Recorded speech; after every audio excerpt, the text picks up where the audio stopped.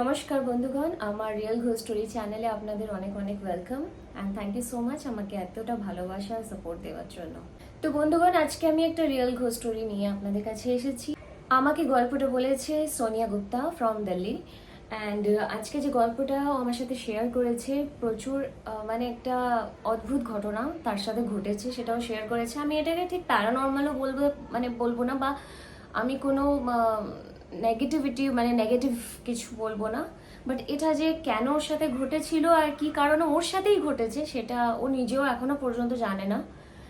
ঘটনাটা যেটা ঘটেছে সেটা হচ্ছে 2008 সালে অ্যান্ড অ্যাকচুয়ালি লং ব্যাক।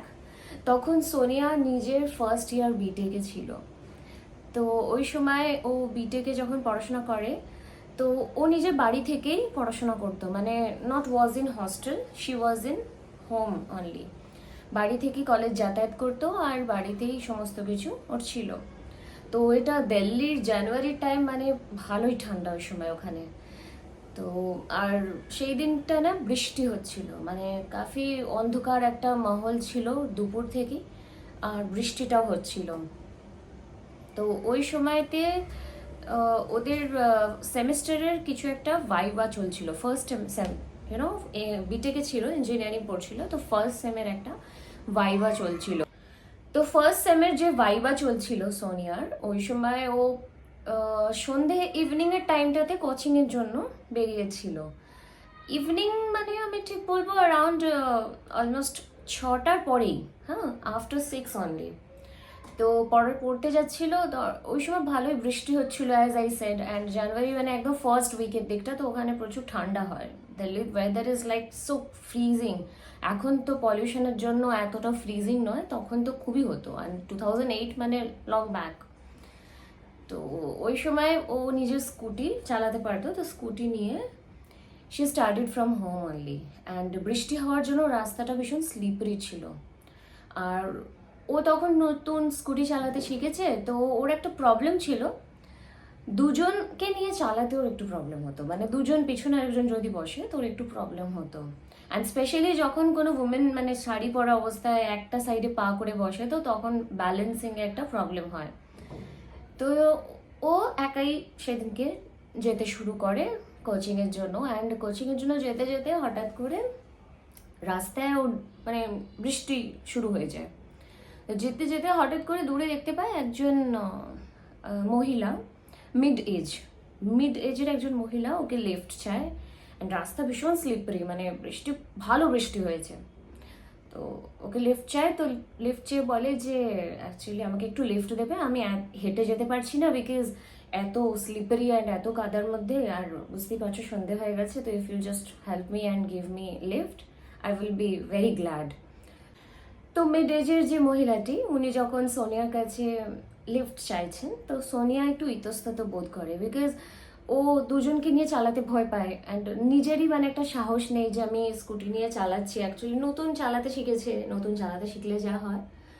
তো ও কিছুক্ষণ ইতস্তত বোধ করে আর বলে কি আপনি একটু চলে যান না হেঁটে, আমি অ্যাকচুয়ালি নতুন শিখেছি, আমি পারবো না, আমার মনে হয় I am not very much confident কি আমি নিয়ে যেতে পারবো আপনাকে আমার সাথে।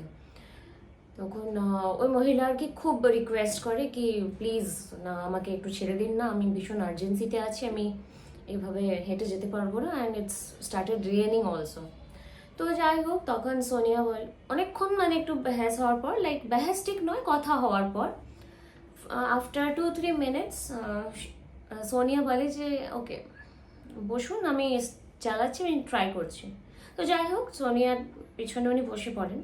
তো শাড়ি পরেছিলেন তো একটা সাইড হয়ে বসেছেন, যেটা সোনিয়ার অলওয়েজ প্রবলেম। তো শি সেড কি ঠিক আছে, কোনো প্রবলেম নেই, বসে পড়ুন। দেন বসে পড়ে, তো আমি আপনাকে ছেড়ে দেবো।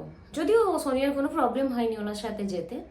তো রাস্তায় কিছুটা যাওয়ার পর সোনিয়া জিজ্ঞেস করে যে কোথায় যাবেন, ওনাকে জিজ্ঞেস করে। তো তখন উনি না অদ্ভুতভাবে একটা কথা বলেন যে তুমি যেখানে যাবে সেখানেই যাব। তো সোনিয়া ইজ লাইক কি উনি কি করে জানেন যে আমি কোথায় যাব, ও এখন মানে এটা ভাবতে শুরু করে। তো কিছুক্ষণ ওরা অকওয়ার্ড একটা সাইলেন্সে চলে যায় কিছুক্ষণ যেতে যেতে। তো ওরা চুপ হয়ে যায়, মানে সোনিয়া ইজ লাইক ওকে আমি যেখানে যাব সেখানে যাবে, চুপ হয়ে যায় আর কিছু বলে না। তো তখন কিছুক্ষণের মধ্যেই ওই মহিলা, মিড এজে যে মহিলা ওর সোনিয়ার পেছনে বসে আছে, তখন ওই যে মিড এজের যে মহিলা উনি বলেন যে ওকে স্টপ স্টপ, আমি এখানে নামবো।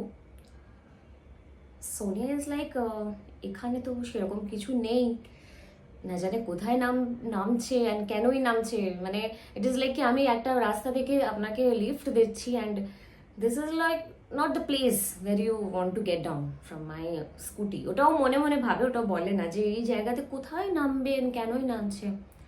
তো all of sudden Sonia is like কি ঠিক है मैं रोकती हूँ, আমি দাঁড় করাচ্ছি বলে ও স্কুটি ওখানেই স্টপ করে।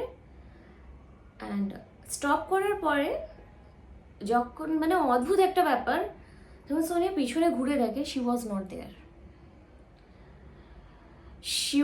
She started Sonia started shivering, ও না কাঁপতে শুরু করে দেয়, ওটার ভয়ে মানে একটা অদ্ভুত একটা ওর ভয় হয়ে যায় যে আমার সাথে এতক্ষণ এলো ওর কোথায় গায়েব হয়ে গেল। Then all of sudden she called her mother, Sonia নিজের মাকে ফোন করে কি মামা আমি এরকম একজনকে লিফট দিয়েছিলাম and she is not there, মানে হঠাৎ করে আমি দেখছি যে আমি স্টপ করার পরে শি ওয়াজ নট দেয়ার। তো ওর মা ওকে কাম ডাউন করার জন্য ফোনে উনি বলে দেন যে এতদিন আমাকে তো চাপাসনি কোনোদিন স্কুটিতে, এখন তুই ভূতেদের চাপিয়ে নিয়ে ঘুরছিস। এ কথাটা ওর মা ওকে জাস্ট কাম ডাউন করার জন্য হেসে হেসে বলে। তারপরে সোনিয়া যাই হোক বাড়ি আসে অ্যান্ড ও আজ পর্যন্ত ব্যাপারটা বুঝতে পারেনি যে ওর সাথে এই ঘটনাটা কেন ঘটেছিল, উনি কে ছিলেন, কোনো কিছু নেগেটিভিটি ছিল না কোনো কিছুটা পজিটিভ ছিল, ও এখনো পর্যন্ত এই জিনিসটা বুঝতে পারেনি। তো বন্ধুগণ আজকে যে আমি আপনাদেরকে স্টোরিটা শেয়ার করলাম এটা একটা রিয়েল স্টোরি। আমাকে সোনিয়া গুপ্তা উনি মেল করেছিলেন অ্যান্ড এই ঘটনাটা আমার বেশ একটা অদ্ভুত ঘটনা লেগেছে, তো আমি আজকে আমার চ্যানেলে আপনাদের সাথে শেয়ার করলাম। আপনাদের কাছে যদি কিছু রিয়েল লাইফে এরকম স্টোরি থাকে বা কিছু ঘটে থাকে, অদ্ভুত একটা অজানা জিনিস যেটা আপনার চারিপাশে রয়েছে বা আপনার সাথে ঘটেছে, তো আপনি আপনার এই স্টোরিটা আমার সাথে শেয়ার করতে পারেন। আমার যে মেল আইডিটা আমি ডেসক্রিপশন বক্সে শেয়ার করে দিচ্ছি, প্লিজ ওটাতে মেল করবেন, আমি অবশ্যই আপনার স্টোরিটা আপলোড করব। অ্যান্ড অনেক ধন্যবাদ আমার স্টোরিজ দেখার জন্য, আমাকে ভালোবাসা দেওয়ার জন্য। ভালো থাকবেন, বাই বাই।